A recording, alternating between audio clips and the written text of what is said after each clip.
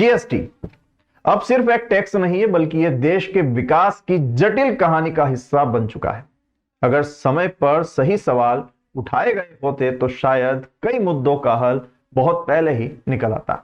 लेकिन आज हम एक ऐसी स्थिति में खड़े हैं जहां शेयर बाजार में गिरावट का सिलसिला रुकने का नाम नहीं ले रहा है और हमारी अर्थव्यवस्था को पाउच इकोनॉमी में बदलने की आहट सुनाई दे रही है।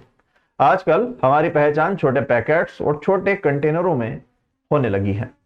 पाउच क्लास का नाम सुनते ही शायद आपको थोड़ा अजीब लगे, लेकिन अगर यही स्थिति रही तो आने वाले वक्त में यह शब्द हमारी रोजमर्रा की जिंदगी का हिस्सा बन सकता है।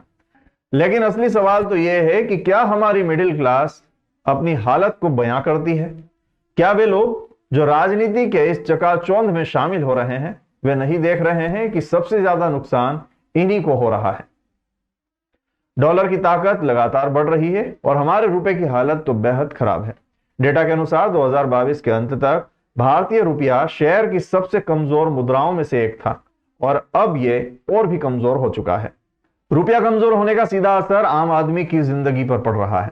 न तो उसकी कमाई बढ़ रही है और ना ही उसकी खर्च दर कम हो रही है। महंगाई लगातार ऊपर जा रही है और वहीं डॉलर भी मजबूत हो रहा है। 2023 में डॉलर के मुकाबले भारतीय रुपया लगभग 12% तक कमजोर हुआ और इनसे खासकर आयातित वस्तुओं की कीमतों को बढ़ा दिया गया।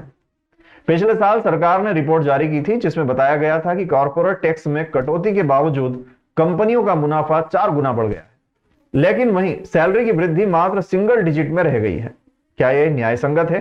14 लाख रुपए सालाना कमाने वाला चेयरमैन एक कर्मचारी से कह रहा है कि 4 छुट्टियां भी छोड़ दो, जबकि वही कर्मचारी महज 3,000 रुपए रोज कमाता है। मनी कंट्रोल के एक सर्वे में 45 सीईओ से पूछा गया और 87% ने टैक्स ढांचे में बदलाव की मांग की। यह बहुत कुछ बताता है कि देश की अर्थव्यवस्था में असंतुलन कितना बढ़ चुका है। इसके अलावा 2023 के ग्रैंड थन भारत प्री बजट सर्वे में 57% करदाताओं ने कहा कि टैक्स दरें कम की जानी चाहिए और अधिक छूट दी जानी चाहिए। क्या हम उस दिशा में बढ़ रहे हैं? तो सवाल यह है कि जीडीपी के गुलाबी आंकड़े सिर्फ दिखावे का खेल है या वाकई में हमारी वास्तविकता? क्या केवल हमारे रोजगार, वेतन और नौकरी की स्थिति खराब हो रही है या फिर देश की पूरी अर्थव्यवस्था में कोई गहरी समस्या है? क्या यह देश की आर्थिक असलियत है या केवल कुछ खास लोगों की सच्चाई?